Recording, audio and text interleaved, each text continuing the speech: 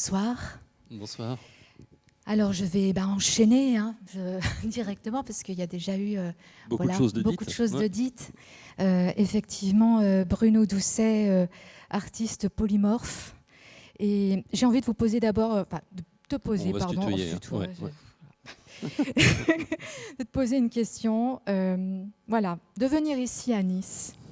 Qu'est-ce que ça représente pour toi, Nice, cette ville presque frontière, je dis bien presque frontière, de bord de mer de Méditerranée, une ville entourée de montagnes, un arrière-pays où aller gambader, marcher? Ouais. Bon, alors déjà, les montagnes qui ont les pieds dans l'eau, j'aime ça. Voilà. Donc c'est le cas ici. Cette proximité de la montagne et du front de mer, ça me parle beaucoup. La frontière aussi. Et puis, je n'oublie pas qu'il y a 40 ans, jour pour jour, j'arrivais ici avec un petit garçon qui venait de naître, qui fête ses 40 ans aujourd'hui. Parce que j'ai passé une année de ma vie à Nice. J'étais professeur au lycée du Parc Impérial. C'était mon premier poste. Voilà. Donc un an seulement. Donc c'est le retour. Voilà, je suis très content. Alors justement, on parle d'espace géographique. Là, je vais aller vers même l'ancrage géographique. Donc tu es né dans le massif du Jura. Et je crois comprendre que tu vis quand même dans un mouvement d'attraction, pas permanent, mais vers la crête. Donc moi, ce que je vois en point commun, c'est la montagne. Oui. Mais pourquoi la crête? Alors déjà, pourquoi le Jura? Et pourquoi le Jura? Mais bon, ça... Le Jura, j'ai pas choisi, j'y suis né.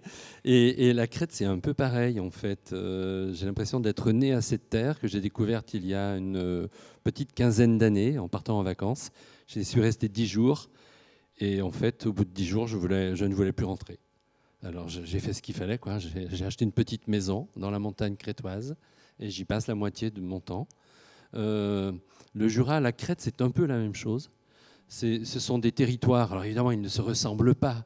Les paysages sont complètement différents, mais ils ont un point commun qui est la géologie calcaire. Et cette géologie calcaire, je lui dois une partie de mon tempérament, c'est-à-dire ce sont des roches tendres avec des grottes, des cavités, de profonds canyons. Dans le Jura, les canyons, enfin les gorges, sont remplies d'eau toute l'année. Et en Crète, l'eau est presque invisible, mais elle est bien là, sous la surface de la terre.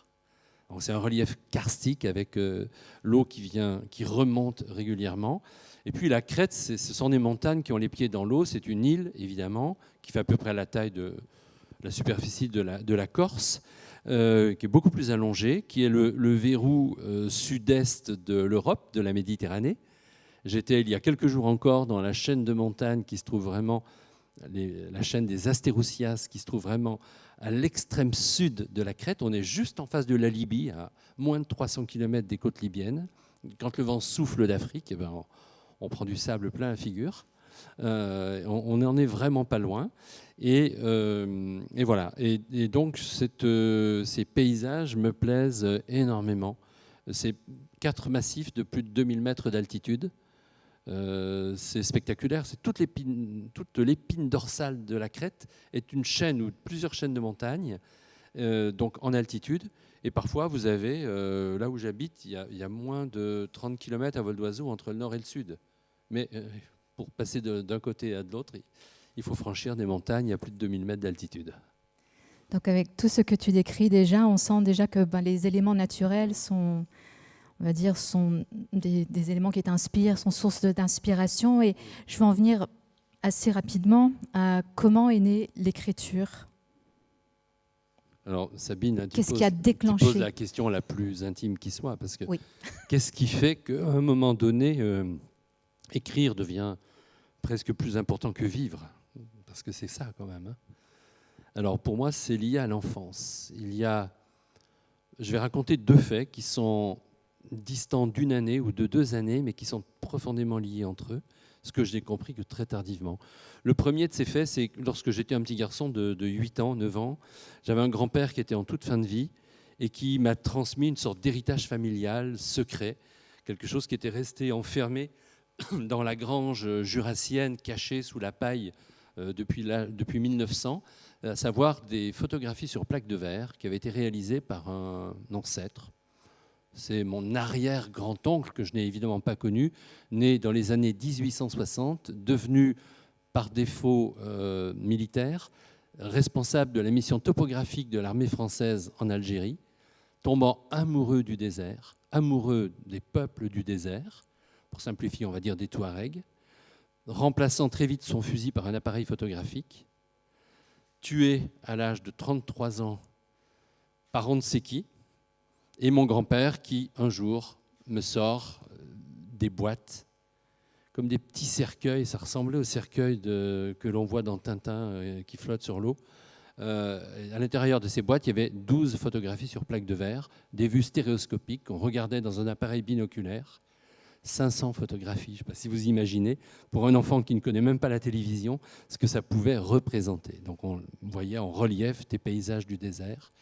Et mon grand-père me glisse dans l'oreille, sachant qu'il allait mourir peu de temps après, il faudra un jour que tu ailles sur place, quoi, que tu essayes de comprendre comment notre ancêtre a été tué, parce que je ne crois pas qu'il soit mort.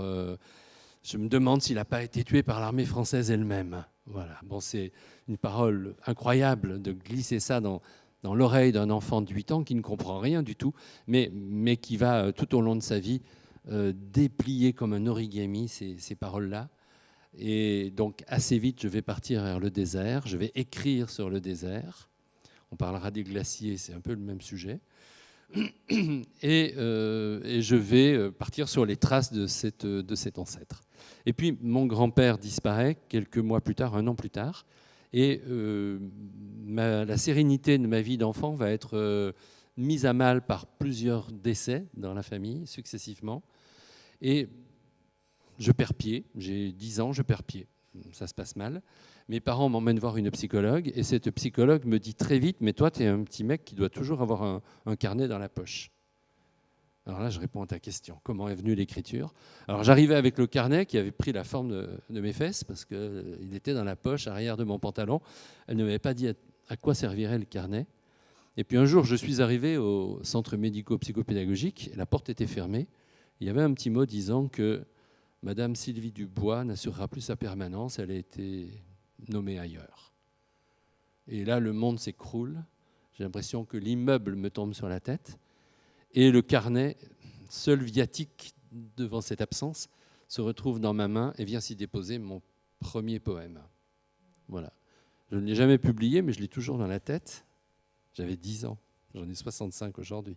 Rendez-vous compte. Et surtout, ce tout petit poème est le début de ma vie d'écriture, en fait. Je ne le sais pas encore, mais c'est le moment le plus important de ma vie. Et ce qui va se passer est assez extraordinaire. C'est-à-dire que je suis toujours dans mon carnet et mes parents me disent « Mais qu'est-ce que tu fais avec ce carnet ?» Forcément, les parents, ils veulent savoir, hein, surtout quand ça vient de la psy. Bon, qu'est-ce qu'elle a bien pu lui mettre dans la tête? Alors je montre le carnet à mon père, et mon père, du haut de ses 1m95, me regarde et me dit « Mais quand tu recopies un poème, tu pourrais au moins faire l'effort de le recopier sans faute. Pas étonnant que tu redoubles. » Eh oui. Alors je lui dis « Mais je ne l'ai pas recopié, papa, je l'ai écrit. » Et là, je vois passer dans le regard de mon père ce qui fonde ma vie d'écrivain, en fait. Hein. En 2 secondes, je vois passer l'incrédulité. Et si ce garçon me racontait n'importe quoi? Je vois passer l'étonnement, et si c'était vrai? Et il me semble voir passer une petite lueur d'admiration. Alors moi, je vais prendre ça comme une pierre magique, je vais mettre ça au fond de ma poche, ou au fond de ma main, dans le creux de ma main, et je vis encore avec. Et je n'oublie jamais cela quand j'anime des ateliers d'écriture avec des enfants, ou quand j'écris, j'ai toujours en tête cette espèce d'œil de tigre, d'agate, dans lequel un secret est enfermé. Et c'est le secret du premier poème. Merci beaucoup, Bruno, pour ce partage intime de, effectivement, qu'est-ce qui déclenche l'écriture. Alors, on va parler plus tard de pourquoi la poésie, pourquoi le roman. Et simplement, là, envie de te poser aussi cette question, c'est parce que tu as quand même une actualité assez foisonnante.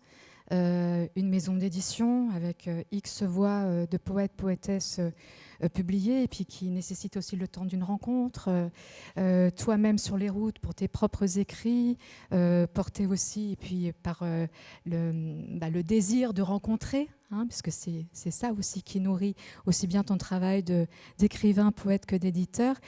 Mais alors, comment comment est-ce possible, voilà, ce temps d'écriture, comment tout cela peut s'entre-nourrir, certainement. Voilà, simplement une interrogation et une envie de t'entendre là-dessus par rapport à l'acte de l'écriture dans cette activité. Oui. Le premier poème, celui dont je viens de vous parler, disait la chose suivante: qui sont les flamants roses, des funambules roses, une boule de plume qui dort au clair de lune, oiseau étrange et beau. Et je pense que je me suis trompé de mots. Moi, j'étais un enfant perturbé, j'avais des gros problèmes de sommeil, je ne dormais pas. Donc, je m'intéressais à l'oiseau somnambule, celui qui reste debout toute la nuit, évidemment. Et d'autant qu'il y avait un livre dans la bibliothèque de mes parents qui s'appelait « Les oiseaux se couchent pour mourir ». Donc, quand j'avais bien compris, voilà, qu'un oiseau couché était un oiseau mort. Mais je n'ai jamais voulu parler de funambule, je ne savais pas ce que c'était. Maintenant, je comprends bien que je suis devenu une sorte d'enfant funambule qui a tendu un fil. Ce fil, c'est le fil d'écriture. C'est le pas à pas des mots sur l'espace de la page, et puis c'est l'équilibre que j'ai pu trouver. Tu parles de fil d'or de l'écriture. Voilà, le fil d'or de l'écriture. Et en devenant éditeur, puisque c'est ta question, Sabine, qu'est-ce que j'ai fait d'autre finalement que prendre le fil fragile des écritures d'autrui et l'enrouler autour de mon propre fil très fragile d'écriture? Et il me semble que de livre publié en livre publié, c'est une tresse que nous tressons, que nous tissons, une corde. À quoi sert-elle? Alors, elle sert peut-être à relier les humains entre eux, les générations, les cultures, les langues, à tisser des ponts, à construire des passerelles pour enjamber des ravins. Elle sert aussi, j'ai l'impression, à rattacher, surtout en ce moment, le monde qui se disloque, les continents, la tectonique des peuples qui est si violente aujourd'hui. Voilà, c'est ce que je fais, je crois. C'est que je fabrique cette corde avec toutes ces écritures qui s'entortillent autour de la mienne. C'est la raison pour laquelle, à la fin des livres que nous publions, il est marqué poète, éditeur de poètes. Voilà. Merci. Alors, bon, on va en venir quand même à une thématique qui relie aussi tous tes écrits, qu'ils soient de l'ordre de la poésie ou du roman, qui est cet engagement, et puis la résistance aussi, qui est vraiment dans le film en tout cas, et puis en lien direct aussi avec Où que j'aille, dont nous allons parler plus en profondeur. Qu'entends-tu par résistance? C'est un mot intéressant et c'est un mot très piégeux en fait. Beaucoup de poètes et d'intellectuels s'en méfient. Ils ont un peu le sentiment que la poésie engagée est toujours un peu de qualité. C'est une poésie de circonstance et beaucoup pensent qu'elle est de qualité un peu inférieure à celle des autres. Mais moi j'ai envie de répondre, aujourd'hui écrire un poème d'amour en Iran, c'est un acte de résistance. Je prends cet exemple-là parce qu'il m'est assez quotidien, mais voilà. Donc la résistance, ce n'est pas seulement le cri politique, ce n'est pas simplement la proposition d'une transformation de société, c'est parfois aussi, presque au sens électrique du terme, ce qui produit une lumière intense. Moi, je l'entends comme ça. Alors bien sûr, au fond, il y a trois résistances. Il y a celle qui a un grand R, c'est la résistance, une époque évidemment sur laquelle j'ai travaillé, dont nous parlerons un peu tout à l'heure, pendant la Seconde Guerre mondiale, mais aussi tout acte de résistance. Et on peut résister face à beaucoup de choses. Le combat contre la maladie, c'est un acte de résistance. Les entreprises de solidarité, ce sont des actes de résistance. Voilà. Et puis, il y a ce sens que j'aime beaucoup, le sens électrique du terme, c'est produire, tenter de produire finalement un peu plus de lumière qu'à l'accoutumée. Je crois que c'est un peu ça le rôle de l'écrivain, produire cette lumière dont on a besoin. Alors, nous allons passer, merci, et nous allons passer donc sur l'ouvrage qui est donc Où que j'aille. Je m'étais noté d'ailleurs pourquoi ce titre qui est... Bon, Alors déjà, je vois ce triptyque qui est en face de vous. Merci oui, à la personne qui a réalisé ça. Je la trouve magnifique parce que vous avez au centre le visuel de couverture, la première de couverture de mon livre, et puis 2 détails agrandis. Et je les vois comme ça pour la première fois. C'est une montagne qui se trouve à l'ouest de la Crète. Je n'y suis pas encore allé. C'est une photo que j'ai trouvée sur une agence, mais je me suis promis d'aller voir cette montagne et de retrouver l'angle à partir duquel cette photo a été prise. Moi, j'adore ce triptyque qui fait apparaître la minéralité, un arrière-plan ombrageux dont on voit qu'il y a de la végétation. Voilà. Alors, pourquoi Où que j'aille ? Où que j'aille, c'est le début d'un vers de Yorgos Seferis, l'un des très grands poètes de la Grèce au XXe siècle. Il dit ceci: où que j'aille, la Grèce me blesse. Ce que Jacques Lacarrière va traduire aussi: où que me porte mon voyage, la Grèce me blesse. Ça parle du chant de l'exilé. Les Grecs, c'est un peuple d'exilés, hein, bien sûr. Et moi, j'ai préféré couper ce vers avant la fin, où que j'aille. Voilà. Et ce jeu, c'est peut-être le mien, c'est peut-être pas le mien. C'est en l'occurrence celui d'une toute jeune fille qui est le personnage principal de mon roman. Une petite jeune fille, on peut le dire, Sabine, qui s'appelle Zéna, qui a 17 ans en 1941, au moment où le roman débute, et qui ne comprend pas ce que ses parents avaient dans la tête lorsqu'ils l'ont conçu ou lorsqu'ils ont choisi ce prénom. Parce qu'elle n'a pas du tout un prénom comme les autres filles de son âge ou comme ses propres sœurs, c'est-à-dire des prénoms empruntés à l'histoire de la famille. On s'appelle Maria parce que la grand-mère s'appelle Maria, on s'appelle Fotini parce que la grand-mère s'appelle Fotini, mais elle ne connaît aucune Zéna. Et elle se demande vraiment d'où vient ce prénom. Elle le déteste. Et puis elle se trouve un peu noiraude par rapport à ses sœurs, elle se sent différente. Elle a l'impression qu'elle a un autre destin. Et c'est son vieux maître d'école, M. Sotiropoulos, qui va lui dire: non mais attends, ton prénom, il est super. Enlève le A de Zéna et tu seras Zen. Remplace le Z par un X, c'est la lettre qui est juste avant, et tu deviendras Xéna, l'étrangère, ou celle qui accueille les étrangers. Donc c'est la vertu cardinale des Grecs que de savoir accueillir. Et puis ouvre ce dictionnaire, si tu n'es pas convaincu, le dictionnaire des noms propres, et va regarder la litanie des Zénons dans l'histoire, et tu vas voir des hommes et des femmes aussi extraordinaires. Et sans le savoir, elle entre dans quelque chose qui la conduira au fil du roman, mais je ne vais pas tout dévoiler, sur les traces d'une identité qu'elle ne soupçonnait pas au départ. Puis elle va prendre un nom de résistante. Alors elle va prendre, on va lui donner. On va lui donner, oui. Oui, parce que nous sommes en 1941, alors au printemps 41, il se passe en Crète quelque chose d'absolument terrifiant. L'invasion aéroportée nazie, le nec plus ultra de la haute technologie de l'époque. Aujourd'hui, c'est les drones ou les missiles balistiques, mais à l'époque, c'était l'invasion aéroportée. Hitler va expérimenter pour la première fois dans l'histoire de l'humanité une invasion aéroportée à très grande ampleur. Des dizaines, des centaines de Junkers, de Messerschmitt, d'avions vont tirer des planeurs, et à l'intérieur, dans le ventre d'acier et le ventre de balsa des planeurs, se trouve le fleuron de la Wehrmacht, c'est-à-dire les parachutistes. 15 000 parachutistes vont sauter sur ce caillou qu'est la Crète. L'objectif était de prendre ce territoire en une journée.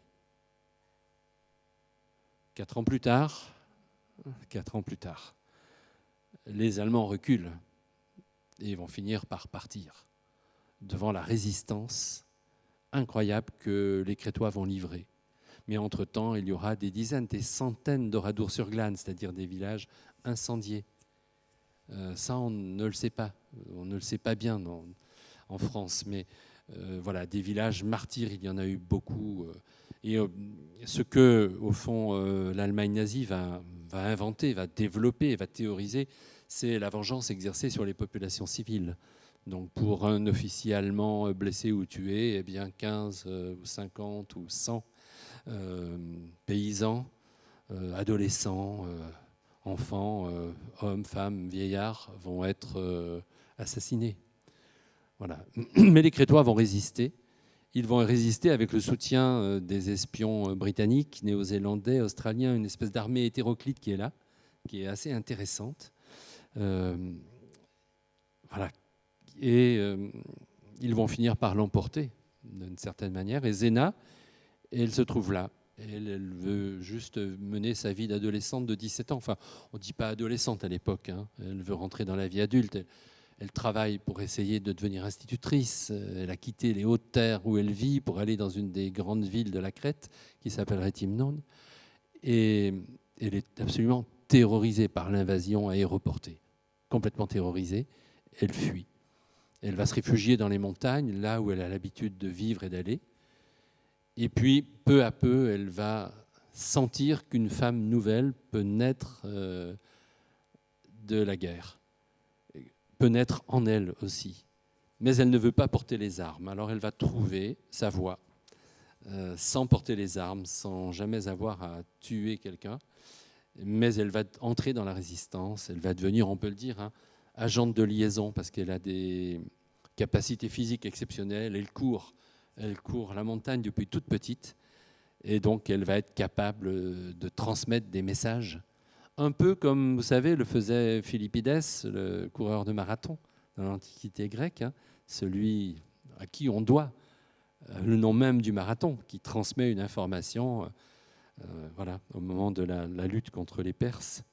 Donc ça va être son rôle dans la guerre. Alors, je rebondis, parce que là, tout de suite, moi, je frétille. Parce que déjà, on évoque la figure féminine.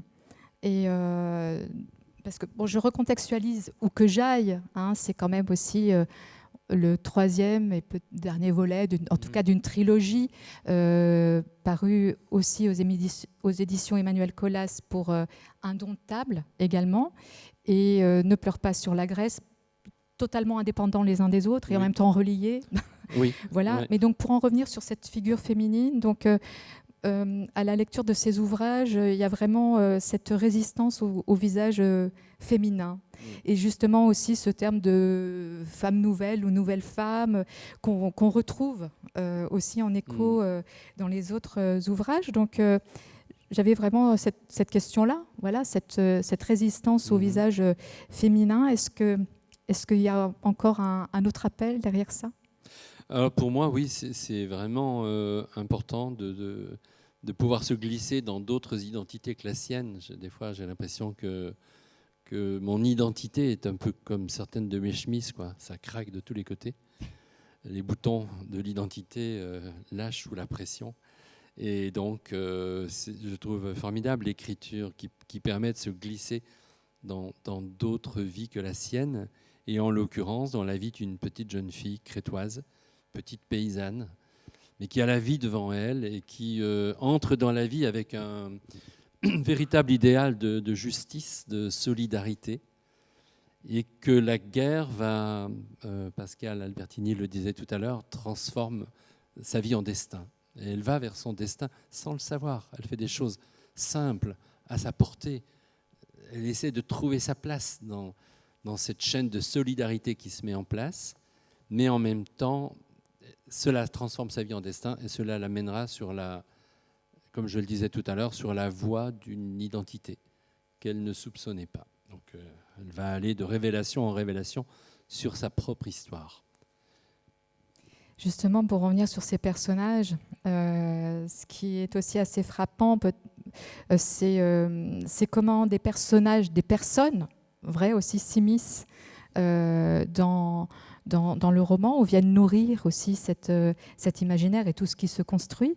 Bon, là, dans Où que j'aille, il y a cette figure de boxeur qu'on retrouve dans Indomptable, avec ce boxeur champion du monde, Max Schmeling, qui est épargné par Nectarios, donc ce résistant crétois, Un très beau passage d'ailleurs, qui aurait été formidable de lire, mais comme il y a beaucoup de choses qui vont se faire.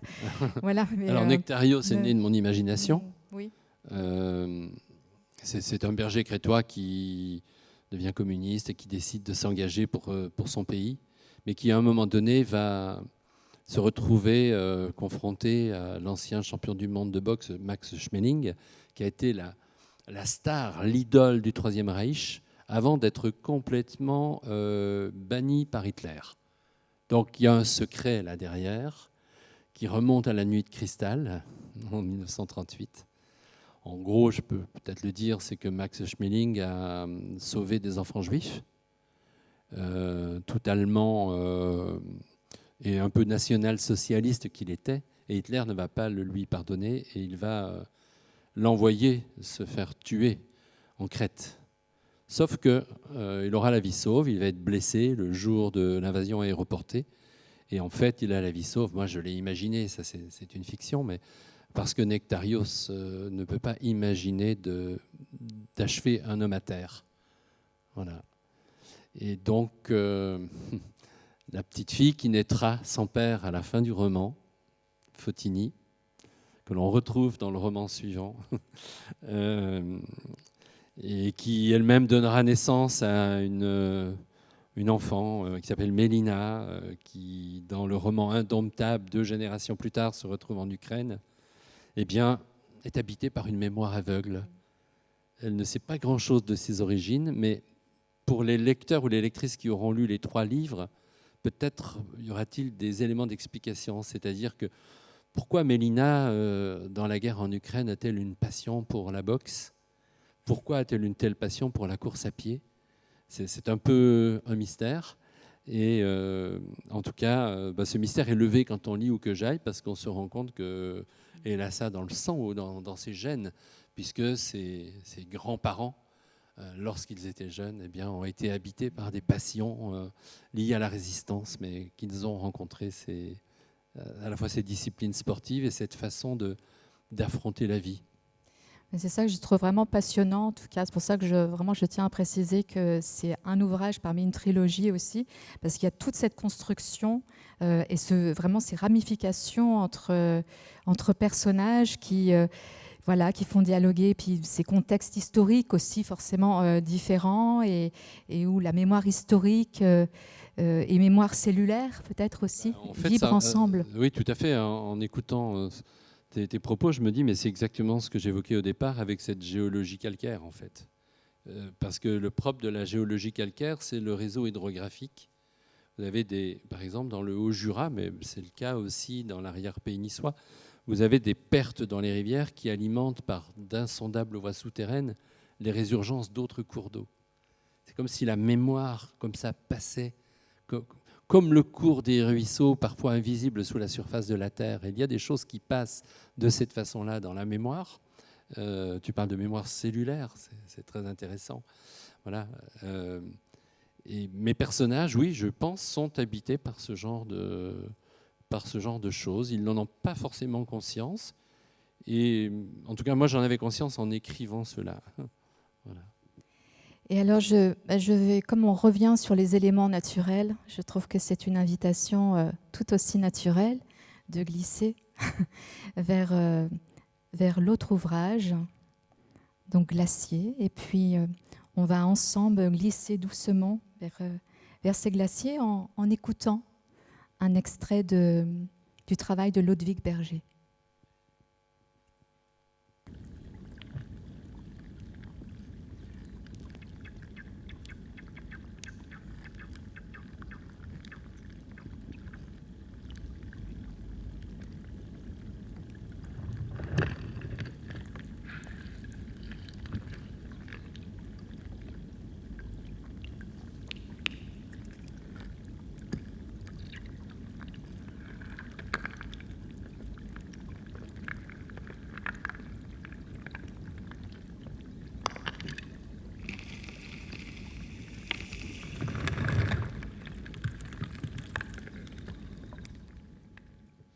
Merci.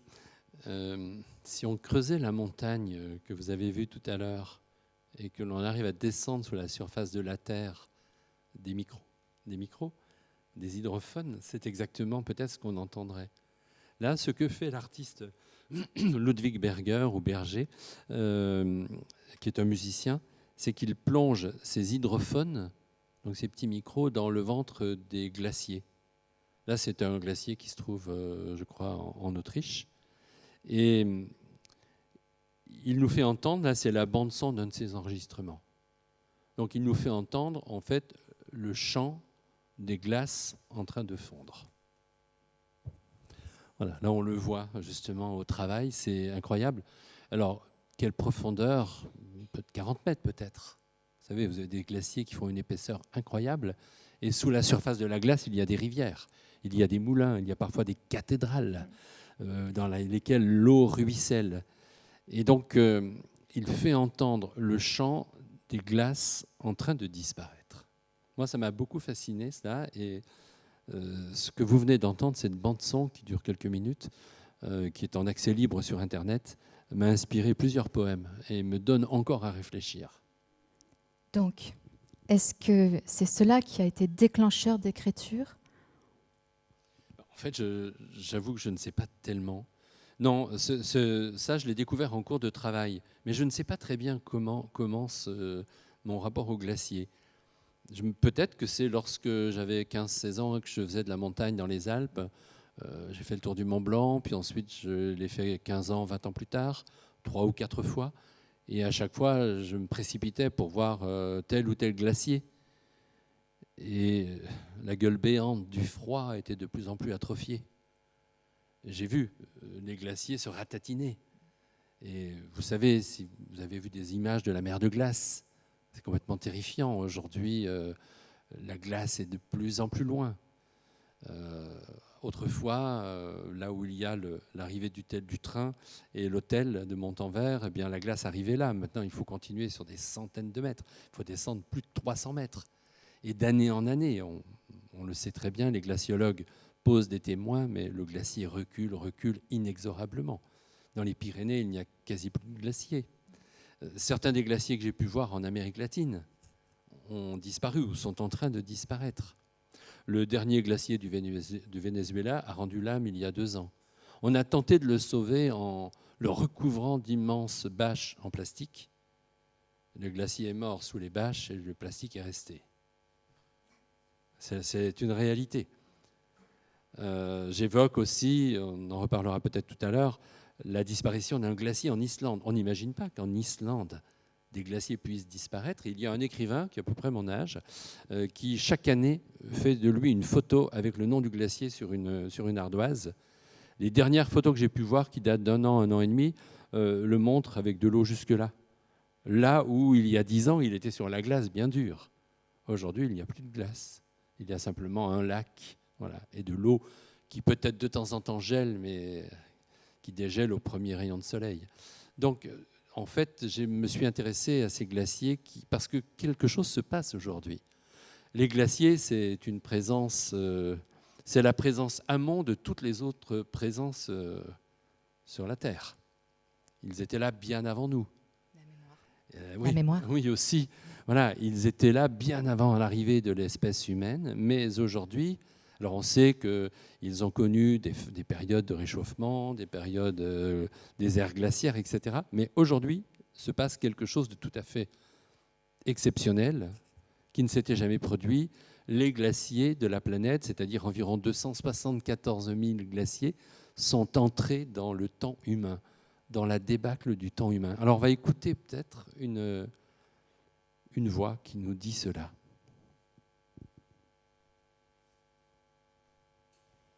274 531 glaciers, 274 530, 274 500, 274 500, 274 000, 274, 260, 200, 2. Les gouttes d'eau ressemblent au zéro qui tombe, tombe, tombe lorsque la température cesse de tomber en dessous de zéro. Voilà.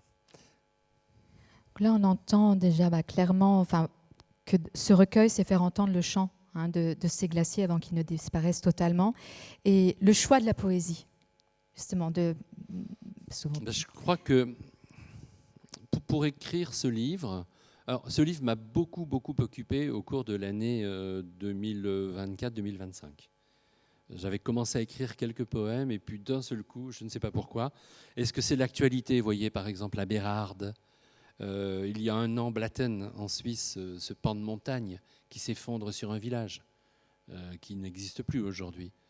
Est-ce que c'est cette actualité-là, ce glacier de Tétrousse au-dessus de Saint-Gervais où je suis allé de multiples fois et où une poche d'eau ne cesse de se reformer, 60 millions de mètres cubes qui peuvent à tout moment... Je dis à un moment donné que lorsque la poche des eaux se perce, la montagne accouche d'une catastrophe. Et c'est tellement vrai qu'on parle aujourd'hui de tsunami de montagne. Il y a eu un tsunami de montagne en 2023 dans l'Himalaya, on n'en parle pas beaucoup, mais une poche d'eau comme ça, de fonte d'eau glaciaire, c'est répandu et ce sont des vagues gigantesques qui ont noyé des vallées entières, comme un barrage qui se briserait. Donc ça menace partout. Dans les Alpes, il y a quantité de poches d'eau qui se ferment. Heureusement, on sait les repérer et on a les moyens techniques de prélever cette eau aujourd'hui. Mais bon, voilà. Alors, oui, pendant toute cette période, j'ai surtout lu des scientifiques. En fait, j'ai rien trouvé chez les romanciers qui m'ait vraiment intéressé. J'ai un peu honte de dire ça, mais très peu de livres. Et en poésie, rien du tout non plus. Par contre, les ouvrages des scientifiques, comme par exemple Heidi Sevestre, qui écrit Sentinelle du climat, moi, ça m'a complètement subjugué. Et j'ai passé un an à écouter des conférences dans le métro avec mon casque. Voilà. Et c'est ça, ce sont ces paroles de scientifiques qui ont nourri mon imagination. Et très vite, la transposition de ce qu'ils pouvaient dire s'est exprimée sous une forme poétique. Alors pourquoi ? Parce que je n'avais pas besoin de créer des personnages, puisque j'avais mon personnage, c'est-à-dire le glacier, la glace, la cryosphère, c'est mon personnage qui est déjà tout à fait protéiforme. Au début, j'ai commencé à écrire sur les glaciers, puis très vite, je me suis rendu compte que l'Arctique et l'Antarctique, c'était des univers complètement fantastiques, donc j'ai élargi aux dimensions de la planète. Donc je n'avais pas besoin d'écrire une histoire avec ça. J'avais déjà une histoire en marche tellement puissante, tellement bouleversante que la poésie était le seul recours.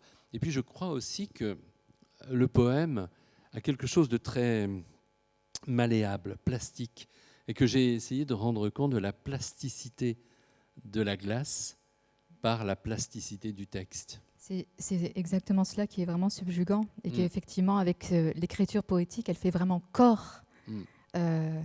Voilà, avec le glacier, avec une écriture qui fond, qui s'efface, qui se déforme, qui fait bloc. Et ça, quand vous allez feuilleter l'ouvrage, vous allez vous rendre compte, même dans cette plasticité de l'écriture, sur les différentes pages. Et alors, ce recueil-là, c'est aussi un recueil, j'ai envie de dire, collectif. Oui. Oui, alors quand je l'écrivais, d'abord je viens de vous dire que j'écoutais effectivement des scientifiques. On va regarder des images qui vont défiler pendant une dizaine de minutes.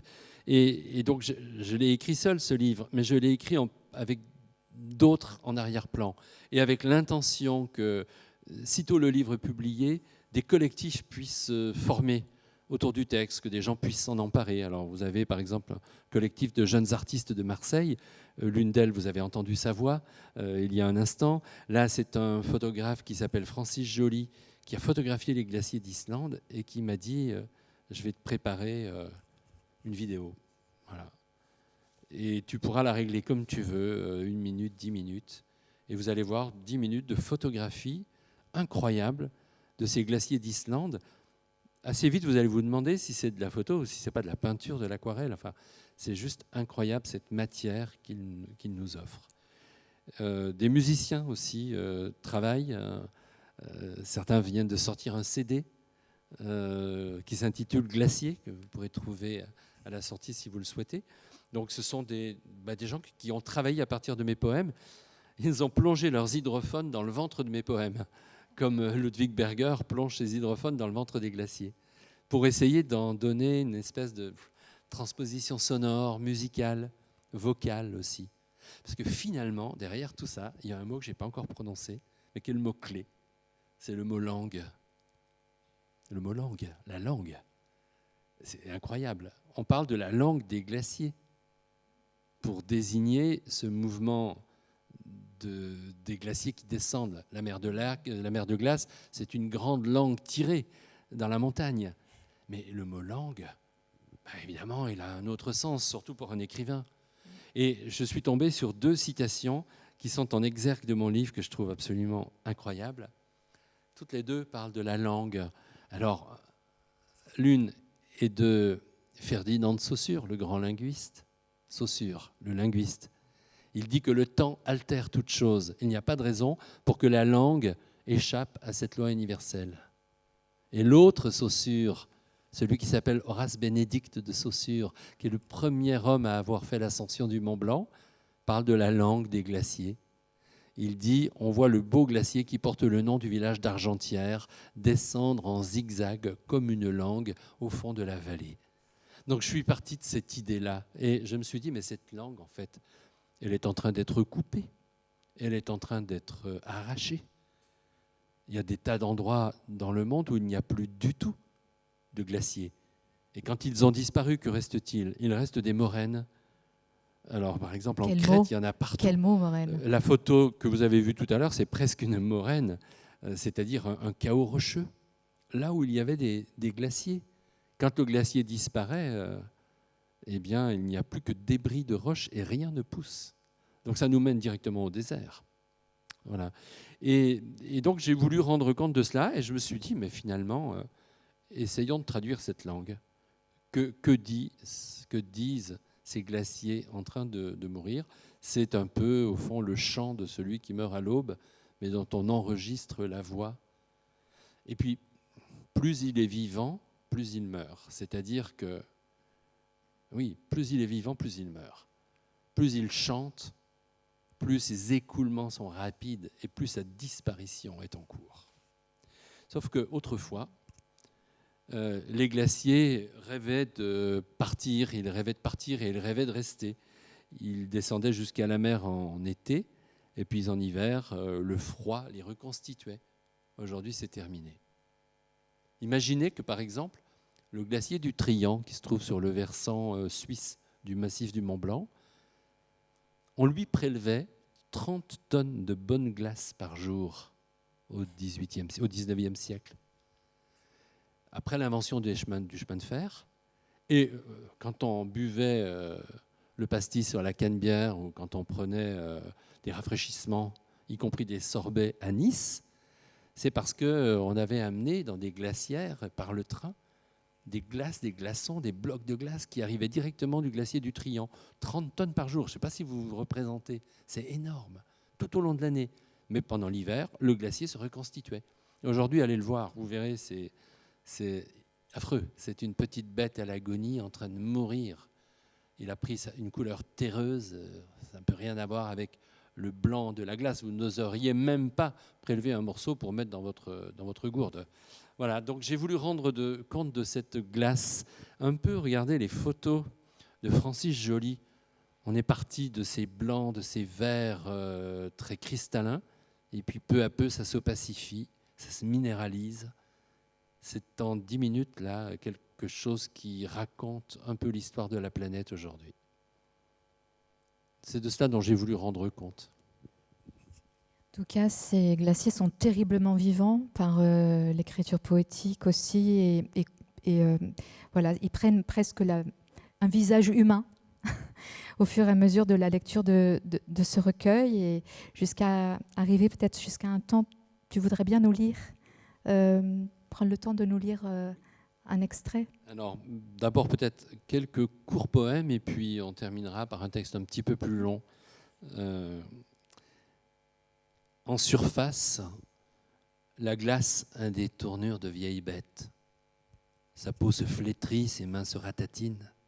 Tout en haut, son front se ride, sourcils arqués, la rima et court en zigzag le long de la rupture de pente. des brèches cèdent. Avec gravité, la masse glacée s'éloigne de sa base immobile. Plus bas, d'autres fentes grimacent déjà. L'infranchissable tend la corde du sacrifice jusqu'à la rupture. Les galoches de la montagne raclent le long des roches. Sur l'œil du glacier déjà, la paupière du danger se plisse.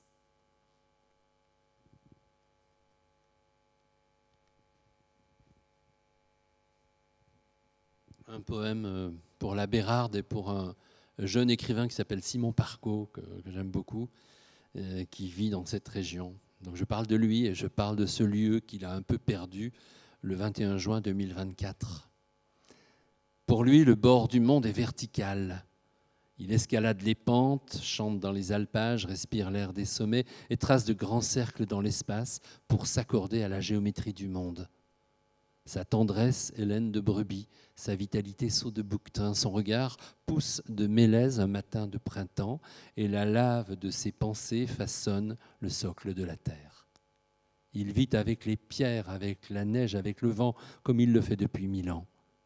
Mais la montagne s'en est allée. En une crue, en une nuit, pierrier reclus, champ débouli. Le 28 mai 2025, c'était Blatten que j'évoquais il y a un instant. Et puis peut-être ce poème qui, d'une certaine manière, résume l'ensemble de mon propos. Elle chante dans la vallée, mais geint dans les hauteurs la langue du glacier. Névé, langue glaciaire, longue vallée qui ne retient plus ses larmes, te voici percluse, désormais gorgée de pierres. Entre roche et glace, deux lèvres s'ouvrent, rimaille un cri, une crevasse.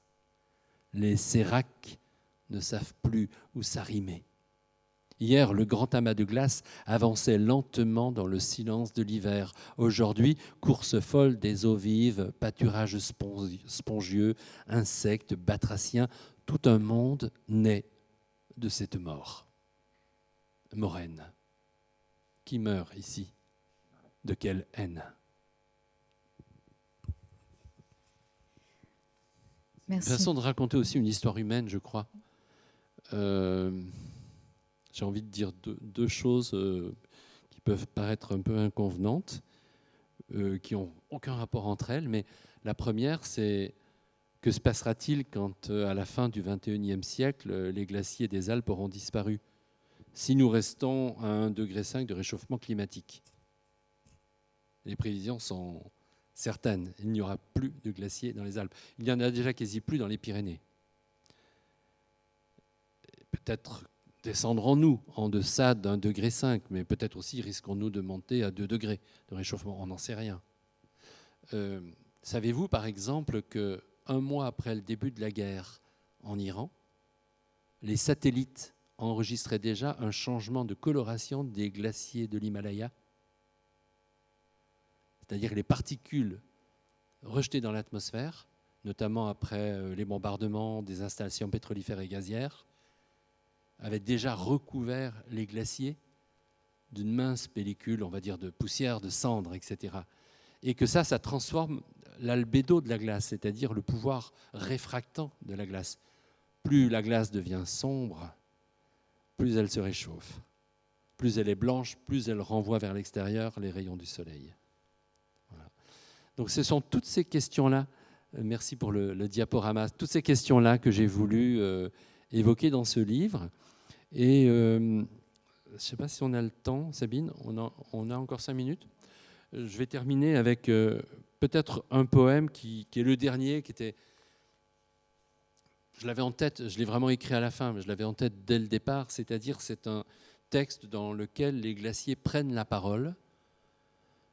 Ben, je n'en dis pas plus, vous allez découvrir cela avec une autre animation vidéo qui a été réalisée par un collectif de jeunes artistes de Marseille. Nous, glaciers de la planète, immense réserve d'eau douce, source de vie. Nous, sols gelés de l'Antarctique et du Grand Nord, inland sea groenlandais, banquises incommensurable, déserts polaires, glaces de mer, calottes glaciaires, entités non humaines, mais ô combien vivantes de la cryosphère. Nous, glaciers des Pyrénées, où le pire naît toujours du feu. Nous, glaciers de l'arc transfrontalier des Alpes, aux 82 sommets de plus de 4000 mètres d'altitude, flèches qui, filant vers l'azur, retombent dans le miroir des lacs. Nous, glaciers des tropiques, situés entre Cancer et Capricorne, en Afrique et en Amérique latine. Nous, glaciers des cordillères américaines, qui relions l'Alaska à la Terre de Feu. Nous, glaciers des chaînes himalayennes qui domptons les nuages pour alimenter les plus vastes bassins fluviaux du monde. Nous qui vivons au-delà des arbres, dans l'entre-deux de la terre et du ciel. Qui participons de 3 règnes élémentaires, l'eau, l'air, la terre, et gardons au secret le feu de nos métamorphoses. Nous, ressources premières, premier état de la matière, liquide amniotique de la terre nourricière, Gaïa, Gayatri, Pachamama, Terre-Mère, Madre Tierra, Mother's Earth, selon le nom de vos cosmogonies. Nous qui avons connu toutes les ères depuis la création du monde, mais qui voyons à minuit, moins 70 secondes, une espèce faire main basse sur toutes les autres espèces. Nous qui savons Homo sapiens sapiens, si promptes à bouleverser tous les équilibres de la planète. Nous qui sommes partie prenante de l'histoire géologique et climatique de la Terre, mais qui perdons en eau l'équivalent de 3 piscines olympiques à chaque seconde de votre vie. Considérant notre mise en péril imminente, la perte irrémédiable de bon nombre d'entre nous et la désolation qui suit notre disparition, considérant vos ravages, vos forages, vos saccages, vos ruées vers l'Arctique, vos ruées vers la mort, considérant vos sociétés productrices de charbon, de gaz et de pétrole, vos exploitations offshore et terminaux méthaniers, votre tempérament d'ogre insatiable, vos pulsions excavatrices, votre rapacité. Attendu que des centaines de millions de personnes dépendent de nous, que les populations littorales seront bientôt submergées, que les pauvres sont toujours les plus impactés. Nous, sentinelles du climat, baromètre du vivant, archives de la planète, présence amont de tant d'autres présences, demandons que soient proclamés à l'échelle mondiale des droits équivalents à ceux des droits humains. Respect de notre intégrité physique et de notre existence, préservation et maintien de nos cycles vitaux, de notre nature et de nos fonctions, possible régénération de nos espaces endommagés. Dans ce temps qui est à l'œuvre, face au risque accru d'effondrement, devant tous les embrasements possibles de la planète, nous sommes, par notre seule présence, le changement d'état, la blancheur éclatante, l'éternel éphémère, la dureté fragile et la beauté du monde qui font entre vos mains. Et la beauté du monde qui font entre nos mains.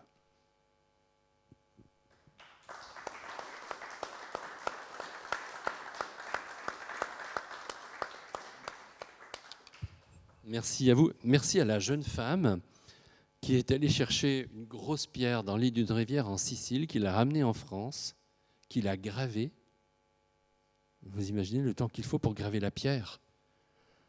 Parfois, on le fait sur les pierres tombales. Là, c'est pour les vivants. Qui a gravé ce mot « vivez », qu'il a ensuite plongé dans un congélateur. Elle remplit tout ça d'eau. Elle a attendu que ce soit très dur. Et puis, avec un sèche-cheveux, elle a commencé à réchauffer tout ça. Elle a fixé une caméra. Elle a filmé la décongélation pour qu'apparaisse ce vivet. Ce vivet, au début, je pensais que c'était nous qui nous adressions au glacier. Et puis, plus je le vois, plus je me dis non, ce sont eux qui s'adressent à nous. Voilà. Alors vivons. Merci beaucoup, Bruno Doucet. Merci Sabine. Merci.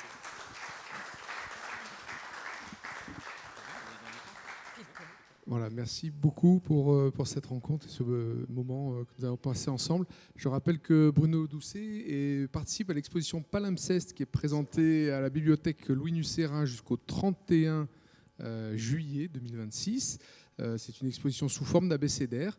Et Bruno, on lui a attribué la lettre K. La lettre K, voilà, qui n'est pas forcément la plus simple, avec un petit nuage de 3 mots. C'était Kyriel, Corrigan et Kafkaïen, je crois. Oui, mais j'ai pas pris Corrigan. Non.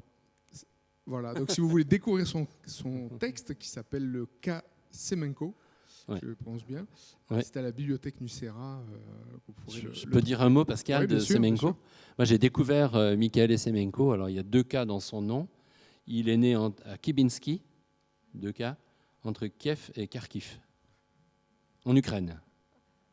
Il y a des K partout. C'est le plus grand poète de ce qu'on appelle la Renaissance fusillée. C'est l'équivalent de Maïakovsky. Il est né d'ailleurs à 6 mois d'intervalle. Mais figurez-vous que lui, qui était un révolutionnaire de 17, n'a pas voulu renoncer à sa langue ukrainienne et il a fait partie, il était victime des purges staliniennes, condamné au goulag et puis ensuite jugé pour trahison, connivence avec l'ennemi, etc., etc. Vous connaissez la chanson, et exécuté dans l'heure qui a suivi un jugement sans défense. Et ensuite, il avait 42 ans. Et ensuite, son œuvre a été interdite de publication dans l'Union soviétique jusqu'à la chute du mur de Berlin. Et moi, j'ai découvert Semenko parce que les jeunes poètes ukrainiens aujourd'hui, ceux qui ont 30 ans, qui sont nés avec Maïdan, vous voyez, et qui ont le regard tourné vers l'Europe, vers nous, gravent sur leur corps, font des tatouages sur leur corps de vers de Semenko. Ouais, c'est juste incroyable. Et c'est un poète incroyable. Donc, c'est un poète futuriste ukrainien. Et donc, j'ai voulu effectivement consacrer la lettre K. Je voyais aussi le K comme un soldat adossé, vous voyez, avec un pied en avant et puis la mitraillette en l'air. Et donc, j'ai essayé de dessiner un peu l'auto-exécution dans ce lettre consacré, voilà, dans ce texte consacré au K Semenko. Y a-t-il des questions? Pas de questions, madame? Oui.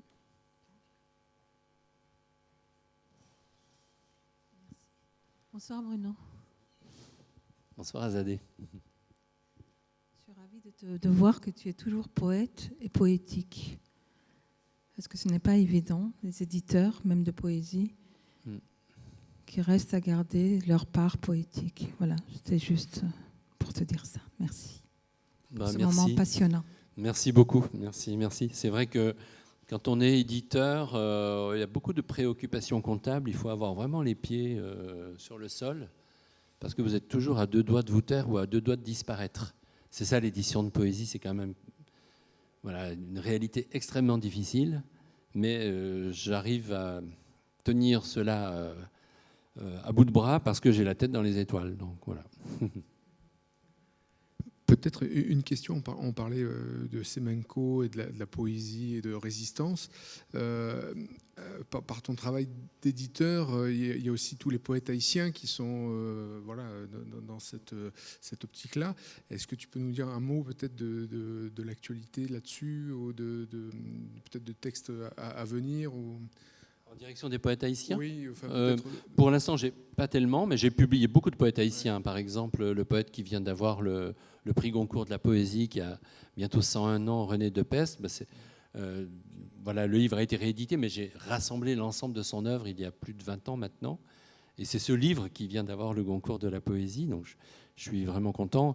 Et puis j'ai publié des poètes comme Anthony Phelps, qui est un autre géant de la littérature haïtienne, moins connu ici parce qu'il vivait au Canada. Tu l'as dit, James Noël, Louis-Philippe d'Alembert, et puis les femmes aussi, surtout. Je suis parti à la rencontre, vraiment, physiquement, en Haïti, j'y suis allé très souvent, pour aller à la rencontre des femmes, parce que, en fait, tout est parti des poèmes d'amour puissamment érotiques de René Depeste, et je lui disais, mais bon sang, enfin, vous, les poètes haïtiens, vous chantez les femmes comme personne, mais n'y a-t-il donc aucune femme qui écrive de la poésie en Haïti. Et lui m'a répondu, tu devrais aller voir. Alors je l'ai fait.